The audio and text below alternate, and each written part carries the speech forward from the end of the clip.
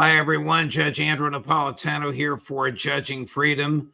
Today is Tuesday, February 11th, 2025. Colonel Douglas Macgregor joins us now. Colonel, always a pleasure. I have a lot to ask you about with respect to Israel, Gaza, President Trump, Prime Minister Netanyahu, and your fear articulated here and elsewhere that we may be on the verge of a regional war. But before that, first to Russia.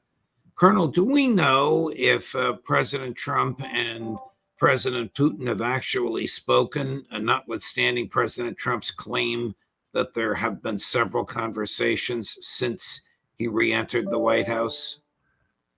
Well, actually, I was under the impression that he had said there had been only one, and that was from Air Force One quite recently. But perhaps he's talked about others. But for as far as I know, the Russians have not confirmed anything. And they sent out an official statement, said, we haven't had any formal approaches whatsoever, no serious discussion. And what we see is a lot of sloganeering, but nothing serious. You have an opinion of the current state of American-Russian governmental relations? Well, if you're a Russian and you listen to many of the statements that President Trump has made over the last week or so, you are probably deeply offended, if for no other reason, because President Trump, for reasons that I don't understand, continues to repeat the lies that constitute the narrative that was spun up by the Biden administration about Ukraine. We're back to these outrageous numbers of Russian losses, which are wrong. And we now have independent institutes, foundations all over the West telling us that Russian growth is at 3.9 to 4%, which is exactly what the Russians have claimed. So their economy is not in trouble. They are not desperate, quote unquote, for a deal. And I think conveying the impression that somehow or another the Russians are has offended them. And we may have reached a point where, quite frankly, since we have no leverage over them whatsoever, the Russians are just going to continue to move forward and do whatever they think is appropriate to clean up the battlefield, unquote, and end the war on terms that they find acceptable. And I think there's a high probability that that could happen. I mean, is there any chance whatsoever that Putin would negotiate anything about a demilitarized zone or about NATO? I would think that these are utter non-starters, and if the Trump administration doesn't know that, it's delusional. Well, I think they are delusional. That's eminently clear from the statements that come out of the White House and also people inside President Trump's inner circle. No, there's no chance. They don't want a demilitarized zone. They don't want a permanent divide between themselves and the rest of Europe. They're not interested in perpetuating these hostilities. And they would like some recognition that this regime in Kiev is highly corrupt, destructive, and frankly, barbarous. I mean, the things that they've done to the Russians, that they've captured, the civilians they've murdered, now rounding up more boys to send to the front to die for nothing. All of these things should somehow or another break through this mountain or wall of lies that continues to dominate our thinking. So I think the Russians are ready to simply get on with it, walk away from us, and do what they think is appropriate. All right, this is not the clip where the president says the Russian economy is collapsing, a known falsehood. But this is his last statement saying we're talking to both sides. Chris, cut number 6. Sir, can you tell us about your conversation with Vladimir Putin? I don't want to do that now. No, we're trying to end that war. It's a war that would have never happened if I were president. Would have never happened. But we're making progress, but I can't tell you.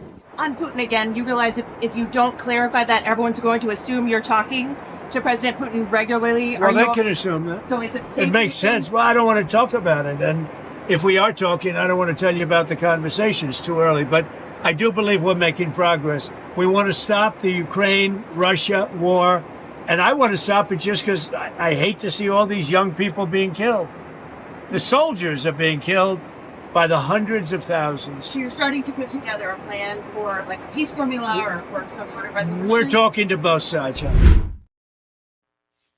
Well, I guess he's talking to somebody if they're talking to both sides. I mean, maybe Secretary Rubio is talking to Foreign Minister Lavrov, or maybe Mike Waltz is speaking with, I don't know the name of his opposite number in the Kremlin. It's hard to tell. First of all, the good news is President Trump has expressed the right sentiments. But I think there has to be a recognition on his part, which is not yet there, that frankly, we're not going to impose anything on the Russians. There is this supposition that Russia has to accept something that we create. And in reality, that's not the case, which is why continually now for weeks, whenever I've been on your show and others, I've said suspend the military aid immediately, withdraw all U.S. personnel, Right. civilian, military, otherwise, and then offer to host a conference involving the people that border Ukraine and Russia, and sort through this and come up with a neutrality document with which everybody can live. Well, I just don't think we have this important role to play. Now, on the other hand, what the Russians would like to talk to us about is a larger security architecture for Europe. They would like to get past all this hostility, come up with a solution that guarantees the security of everybody, themselves and the Europeans. And we could participate in that, and we could close, quote unquote, a deal with the Russians. And given the fact that President Trump, I know, wants to reduce our troop presence in Europe, he wants to reduce our profile overseas, he ought to grab at that particular opportunity, because that's the answer to one of his preferred questions, which is, why are we still there 70 years, 80 years later? Right. Well, we don't need to be. So let's talk to the Russians about the larger security question. I don't know why that hasn't happened, but the people around him are clearly not providing him with an accurate picture of the battlefield in Ukraine, other than to point out, yeah, hundreds of thousands of people are being killed. Right now, those are Ukrainians.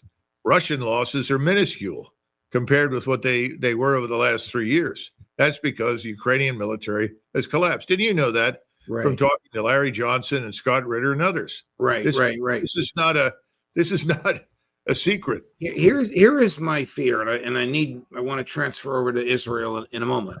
My fear is that there's nobody around him that thinks the way you do. My fear is that he's surrounded by people that enable his worst impulses and give him inaccurate information. And you and I have heard him, the world has heard him, articulate information that is so inaccurate as to be insulting. Well, there's a reason I'm not there, Judge, and that's the end of it.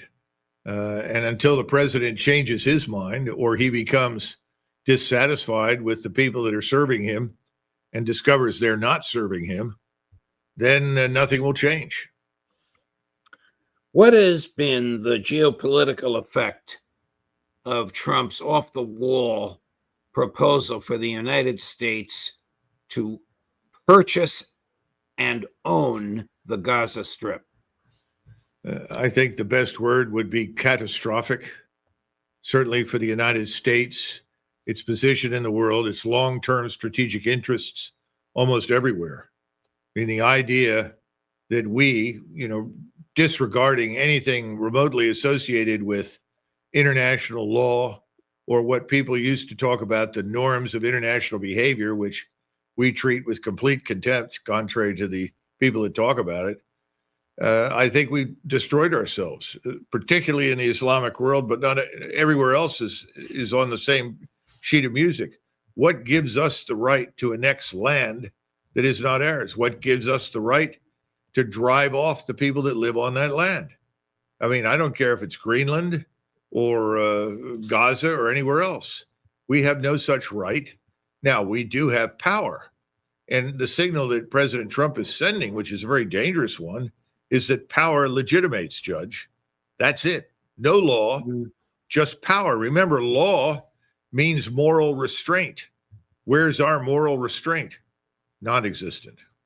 I don't think that Donald Trump believes he's bound by international norms.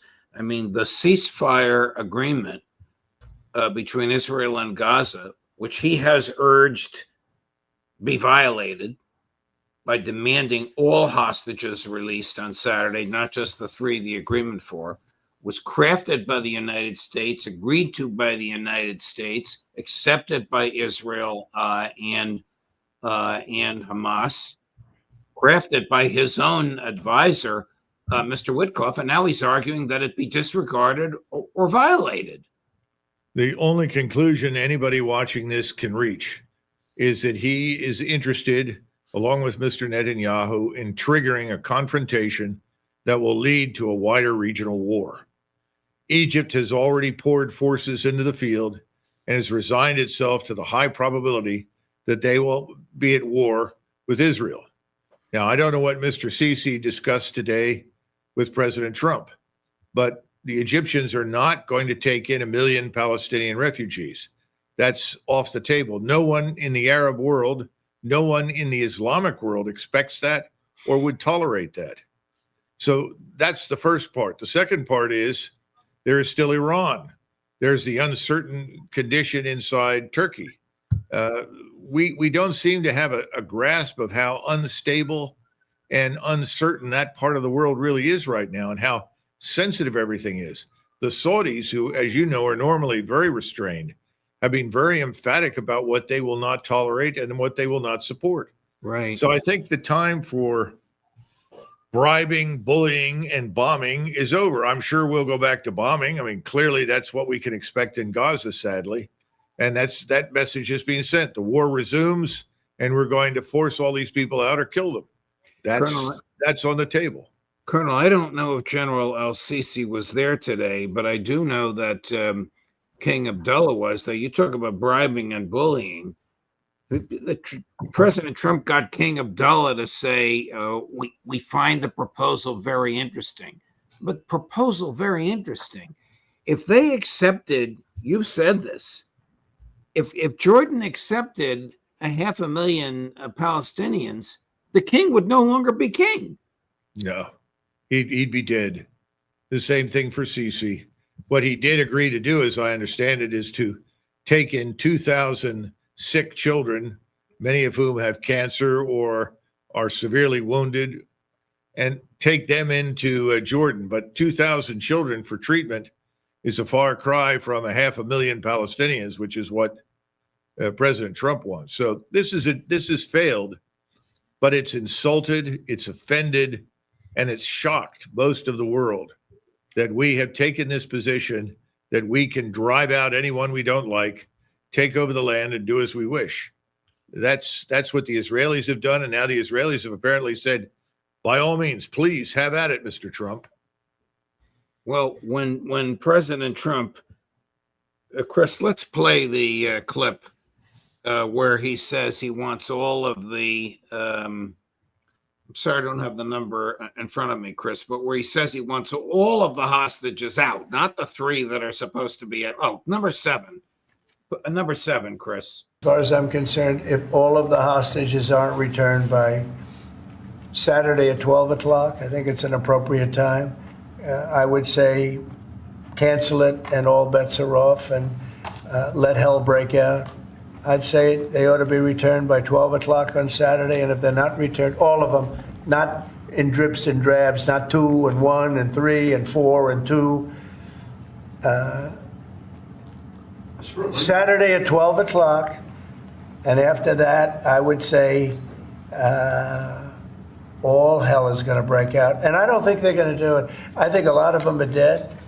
I think a lot of the hostages are dead. I think it's a great human tragedy what's happened. Wow. That produced the following response from Prime Minister Netanyahu, number 14. We all welcomed President Trump's demands for the release of our hostages by Saturday noon, and we also all welcomed the president's revolutionary vision for the future of Gaza. In light of Hamas's announcement of its decision to violate the agreement and not release our hostages, Last night, I ordered the IDF to gather forces inside and around the Gaza Strip. This operation is being carried out at this time. It will be completed in the very near future. The decision that passed unanimously in the cabinet is this. If Hamas does not return our hostages by Saturday noon, the ceasefire will end, and the IDF will return to intense fighting until Hamas is completely defeated. President Trump's statements sound to you like it was thoughtful and had been run past his advisors? Did it sound to you, as it did to me, like he just came up with all hostages out by Saturday noon off the top of his head while he was sitting there? Well, it's possible. He is impulsive at times. But on the other hand, if you look at the advisors, I don't think they would push back against that. They may even have vigorously nodded in agreement. There's nobody in that administration right now, particularly as it applies to Israel, who's going to obstruct the aims of Israeli policy, which is to completely annihilate the Arab populations in Gaza and on the West Bank. That's what they want. And they also want to expand that. That's why the Egyptians, the Jordanians, I think the new Syrian leadership, and obviously Mr. Erdogan, Iran, Saudi Arabia, the Emirates, all of them are looking at this. And they now understand they can't trust anything we say or do anymore. They're not going to listen at all. And I think they're getting ready to go to war. And we always knew, Judge, when we talked about this ceasefire early on, that we would be lucky to get through the first phase. We never expected the other phases to occur. So it's not a total surprise. What is a surprise is that Trump is essentially, by implication, saying that the United States Armed Forces, particularly air and naval power, will reinforce and support the Israelis as they press ahead with their campaign of mass murder and extermination. That's what's really deeply disturbing. What do you think will trigger a war, and why did you mention Egypt? Well, Egypt is first of all, it's 100 million people. It's an enormous, important state in the region. And the Egyptians historically are not warlike. These are not people who are looking for a fight and are rejoicing every time they get a chance to join a war by any means. And they have held back and exercised restraint and put up with Blinken's visits, during which Blinken simply repeated Netanyahu's talking points. They did all of this expecting, or hoping at least, that President Trump would come in and there would be a new path forward that would not involve this sort of unconditional obedience to Netanyahu and his Greater Israel plan. Those hopes have been dashed and destroyed. Sisi, for a long time now, has been under threat for removal. You've got several forces in that country competing for power, but perhaps the most important outside of the army is the Muslim Brotherhood. And the Muslim Brotherhood would like nothing more but to remove Sisi and take over that country, in which case Egypt then would be an Islamist state. And it would be aligned with not only Mr. Erdogan, who's the leader of the Muslim Brotherhood in the region, but with everybody who is opposed to Israel and wants to destroy it. So I think the loss of the loss of Egypt as this bulwark against radicalism is very, very serious and should be taken seriously.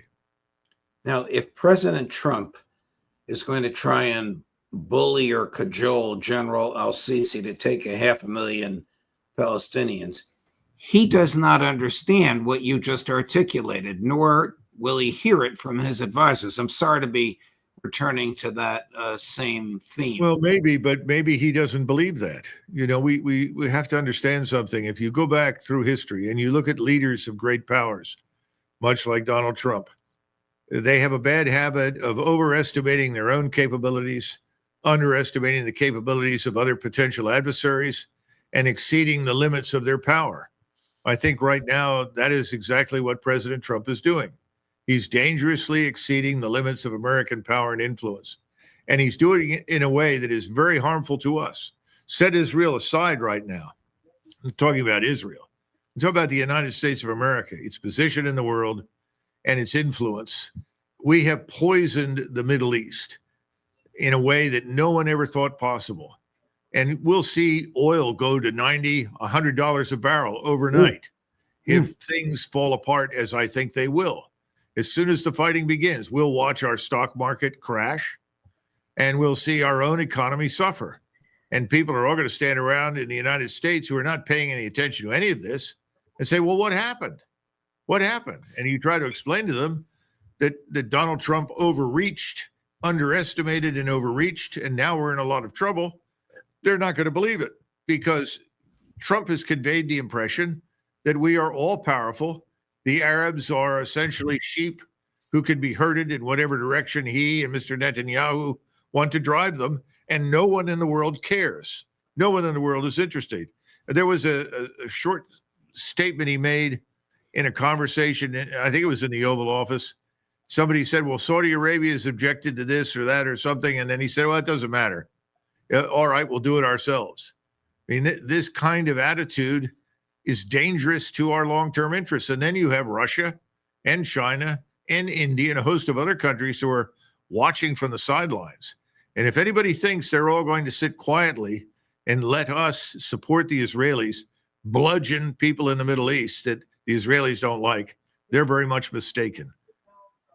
If Israel and Egypt are at war, do you expect the United States would become involved? Absolutely. How could we not become involved? We are obligated, for all intents and purposes, thanks to Mr. Trump, to support the Israelis in whatever they do.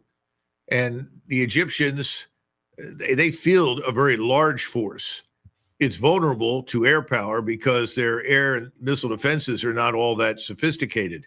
But if you add us to the equation, whatever is in the Sinai could be taken under fire by us very quickly and largely annihilated. Now, it may be that the Egyptians have grown more professional and sharper lately, and they may close the distance between themselves and the Israelis, which is what you should do. You should lean in to your enemy's strategic firepower. I don't know. It's dangerous. It's very dangerous. We haven't even talked about Jordan. Jordan could erupt overnight. And if the 11.2 million Palestinians are suddenly able to arm themselves, it's going to take a lot of effort to keep them from overrunning Israel. We haven't even talked about the Turks. And you remember a few weeks ago, this crowd of young Turks was yelling at the top of their lungs, take us to Jerusalem, take us to Jerusalem. And finally, Mr. Erdogan calmed everyone down and said, stop. And then he said, patience will deliver victory. He didn't say no. He didn't say we're not going. He said patience will deliver victory. Do you think that Donald Trump has a vision of American empire and it can be extended? Well, apparently he has a vision of unrestricted commitment to whatever Israel wants to do. That much we see, because otherwise he continues to give evidence for being interested in disengaging from this thing we call the empire. He said that before about Europe. He feels that way about Asia. I know he does. He's expressed it. Now, the Middle East is obviously different as far as he's concerned. Israel is different. And I also don't think he understands that Israel is viewed within the framework of the entire region by everybody who lives there as an artificial construct. It is not a natural development. It's something that was implanted under the British Empire and has never fully assimilated and never tried to assimilate in any way, shape, or form into the region. If you look at that and then you look at what's been going on right now, it is impossible to think that we will avoid between now and March at some point a major regional war that will inevitably bring everybody in. You say March. You mean the next month? March is 2.5 weeks away. Yes. I think these meetings that are being held now are very important.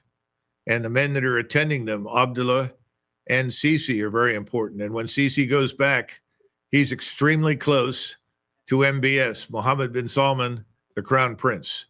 And he will report in great detail what he hears, what is offered, and what is rejected. And I think at that point, there will be some decisions made by the Emirates as well as Saudi Arabia that will affect everybody in the region. And we will find that we are up against an alliance that is finally coalesced across the whole place. Eventually, we have the war with Iran. And the Iranians are now walking around in despair because they've concluded that whatever they hoped might work with Trump won't.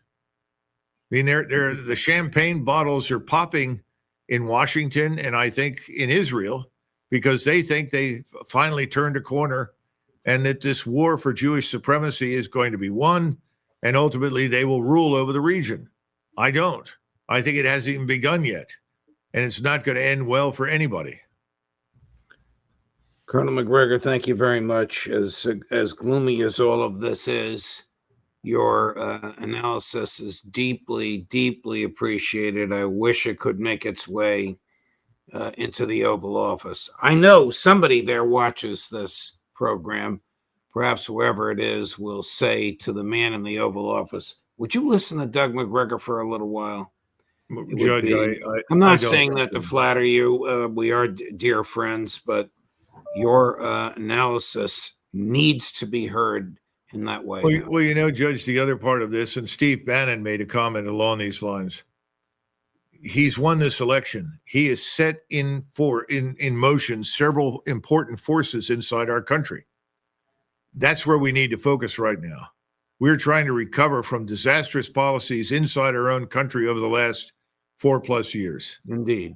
That's where he needs to focus. He'll put all of that at risk if he is distracted by these wars. And we cannot view what happens in Ukraine as completely distant and unconnected to what's going on in the Middle East. The opportunity to reach good agreements for a future security architecture in Europe would be a wonderful foundation for something other than Armageddon in the Middle East. But we're not getting that. And that's why I'm worried about the Armageddon outcome. The other thing is that I think we need to understand that presidents usually get the advice they want. I have to be blunt about that. Yes, yes. You know, so just because, you know, we think we're right or you do, and, you know, both of us, was a very strong Trump supporter. I still am. But it doesn't make any difference. He's made his mind up. He's committed to a certain group of people that are in charge. And he's now theirs. And they are guiding him down this path, and he thinks it's a righteous one. Colonel, thank you very much, my dear friend. Sure. Deeply appreciated. We look forward to seeing you next week. All the best. Right. Thanks. Sure. Wow. A little startling, the strength with which the colonel fears and feels that war is imminent. But thank God he's warning us. Tomorrow, Wednesday, Aaron Mate at noon, Phil Giraldi at 3, and midnight in Moscow, Pepe Escobar at 4. Judge Napolitano for Judging Freedom.